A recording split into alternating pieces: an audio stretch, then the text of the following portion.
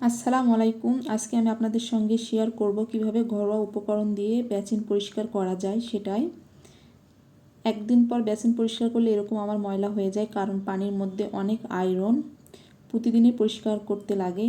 তো আমি 2-3 দিন পরিষ্কার করিনি, তারপরে দেখেন কি অবস্থা। তো এটা কিভাবে পরিষ্কার করব, আয়রনকে দূর করব, সেটা আপনাদের সঙ্গে শেয়ার করব। এখন উপকরণগুলো তৈরি করে নিব। এখানে একটা বাটি নিয়েছি, আর লাগবে ভিম লিকুইড। এখানে লেবু একটা, আর লাগবে বেকিং সোডা। এই 3টা উপকরণে লাগবে। এর দাম কিন্তু অনেক কম, বেকিং সোডার দাম। প্রথমে লেবু কেটে নিচ্ছি। একটা লেবু দিলে বেশি ভালো হয়, তাই আমি পুরো লেবুটাই দিয়ে দিব। এভাবে ছোট করে কেটে তারপরে রসটাকে বাহির করে নিব।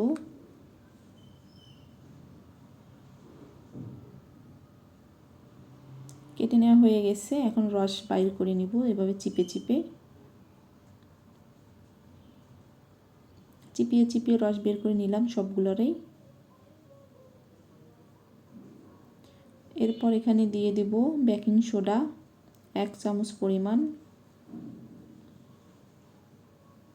এরপর দিব ভিম লিকুইড। ভিম লিকুইড দিব হচ্ছে 1 চামচের একটু কম। 3টা উপকরণ এখন ভালো করে মিশিয়ে নিচ্ছি। অনেকটা ফেনা হচ্ছে। এখন এই উপকরণ আমি এখানে দিয়ে দিব। তার আগে হাতের মধ্যে ভাবে কাগজ বেঁধে দিচ্ছি, পলিথিন। হ্যান্ড গ্লাভস নাই, ছিঁড়ে গেছে। একটা দিলেই হলো পরিষ্কার করার জন্যে। তো এখন সবগুলো এভাবে করে ছিটিয়ে দিচ্ছি। একবারে ঢেলে দিলে কিন্তু ফুটাতে পড়ে যাবে, তাই চামচের সাহায্যে দিচ্ছি এভাবে চারপাশে।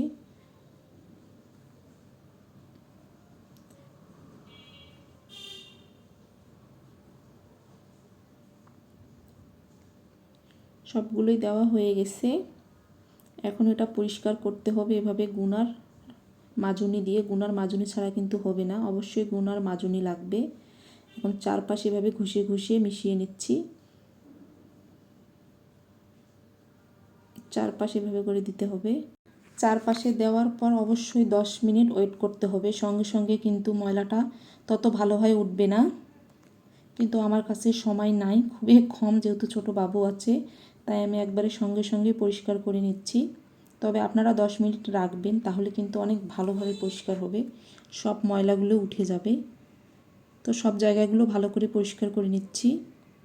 উপরে ভিতরে এই জালিটা, এখানে ময়লা আটকে থাকে, এটাও ভালো করে পরিষ্কার করে নিচ্ছি। দেখেন অনেকটা ময়লা উঠতেছে। পরিষ্কার করে নেওয়া হয়েছে, এখন এগুলো ধুয়ে নিব।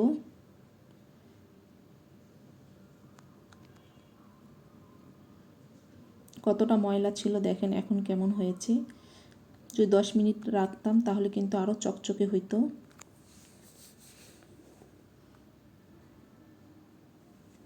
চারপাশে পানি দিয়ে ধুয়ে দিচ্ছি ফেনাগুলো।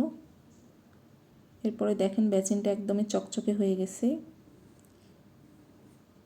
যদি আমার এই ভিডিও ভালো লাগে, যারা এখনও আমার চ্যানেলটিকে সাবস্ক্রাইব করেনি তারা অবশ্যই সাবস্ক্রাইব করবেন। আর যারা এভাবে পরিষ্কার করেন না তারা কিন্তু একবার হলেও দেখতে পারেন, একবারে পরিষ্কার হবে ঝকঝকে। যে 3টা উপকরণ আমি দিয়েছি সেগুলো কিন্তু বাসায় থাকে, তাই বাসায় কিন্তু খুব সহজে এভাবে বেসিন পরিষ্কার করা যায়। আপনারা চেষ্টা করতে পারেন। আল্লাহ হাফেজ।